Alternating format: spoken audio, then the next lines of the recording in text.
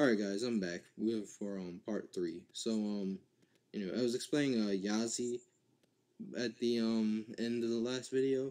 And basically he what I was saying is basically he really just allows you to plus off of plus for yourself and minus your opponent, because if you destroy Yang Zing monster, you replace it, and then that even gets even better if you have creation or Chai Wen engrave or both and whatnot, in which case it just becomes really insane.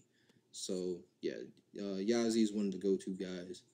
Then on to the main go-to guy is Boxia, Brightness of the Yang Zing. Basically, you really want to open. I mean, at first I would go for like really just like I would think, okay, I'm just gonna go for like extreme OP monsters, like just like I always go for first turn Beals, but really that's not always the best opening, since a lot of stuff bounces monsters back to hand now between Forts and then banishing through Necro's Trishula and stuff like that. Even Yosenju Kama, I can't remember which number the one that pop bounces is, but yeah. So Beals is, well, now that I'm talking about him, I might as well talk about him.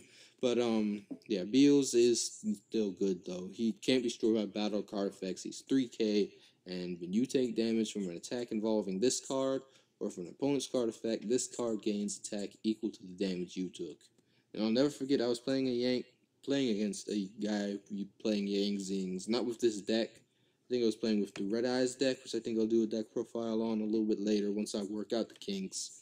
But I was dueling the guy with the Red Eyes with Yang Zings, and the guy I was dueling was playing Yang Zings. Let me just make sure it's clear. And he got out 3,500 Beals, and I'll show you that combo in a minute. Actually, I might probably just do a separate group of videos for combos. So I'll do that just so I can get through the deck profile and explanation and whatnot.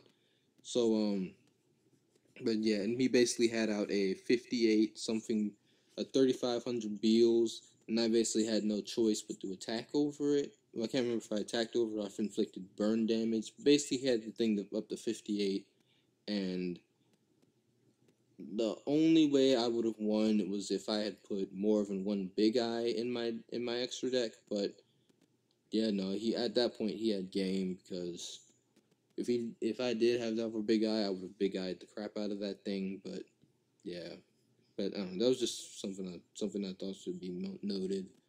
But yeah, now that I've explained Beals, let's get back to Boxia, because this guy oftentimes this guy will make the engine live. So basically what he does is, when he's synchro summoned, you can target cards in the field up to the number of different original attributes of the worm type monsters used for the synchro summon of this card, and shuffle them into the deck. So he only takes one tuner and one or more non-tuner worm type monsters, but since all the monsters in here except for Max C, which I really doubt you'd be summoning unless you just need that extra 2 levels, all of them would be worm type. So 99.9% of the time, you're shuffling three of your opponent's cards into the deck. And his other effect is, once per turn, you target a card you control and a level 4 lower monster in your graveyard. Destroy that card on the field, and if you do, special summon the other monster from the graveyard.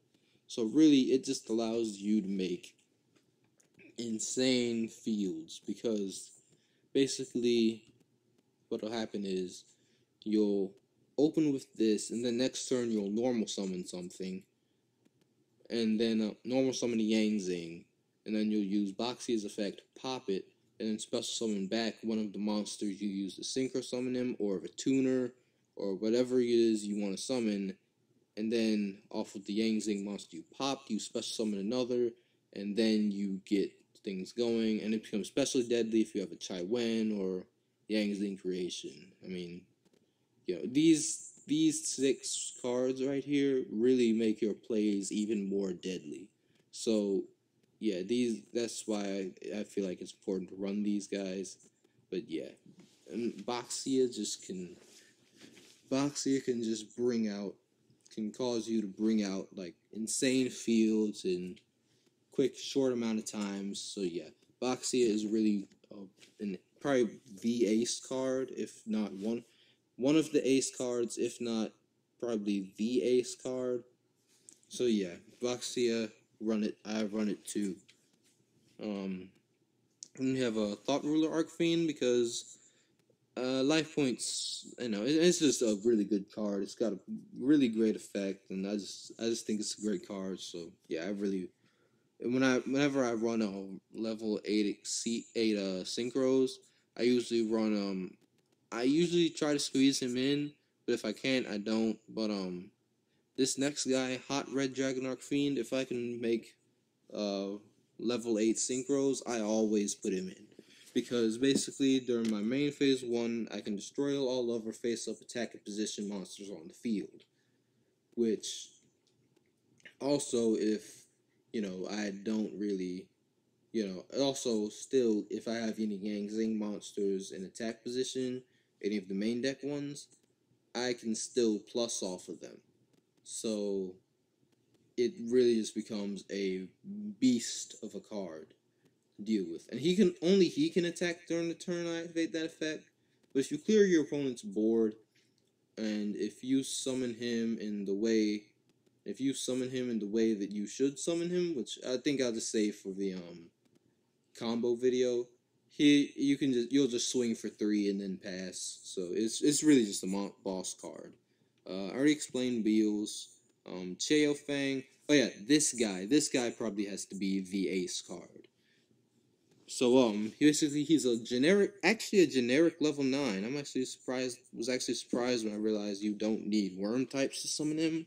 But basically his effect is when this Synchro Summon card is on the field, your opponent cannot activate effects of monsters with the same original attribute as the Yang Zing monster or monsters used for the Synchro Summon of this card.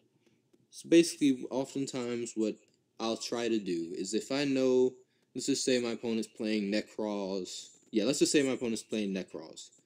I know that if I'm trying to need to stop them from making plays, I'm going to try to summon them in any way summon this guy in any way possible using Bixie just to cut them off from their effects.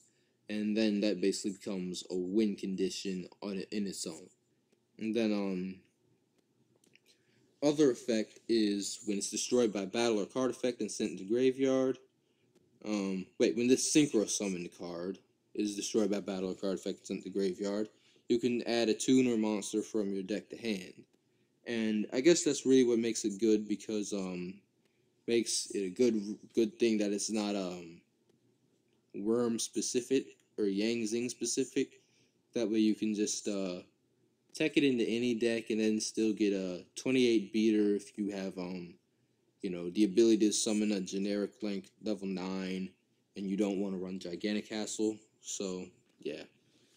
But other important effect, because it has 3 and all of them are really just beastly, is that when a monster your opponent controls is destroyed by battle or card effect, you can special summon a Yang Zing a worm type monster from my deck in defense position whose original attribute matches the original attribute of one of those destroyed monsters had on the field. Those destroyed monsters had on the field.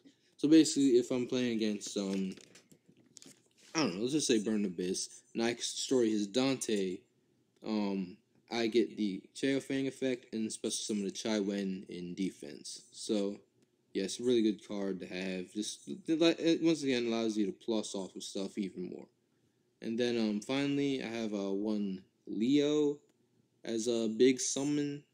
Leo's Leo. He can't be targeted by card effects during my main phase 2, which is really just really hard to do. And 31 naturally, you can really get him up to 36. So really beastly card. And one Star Eater, just because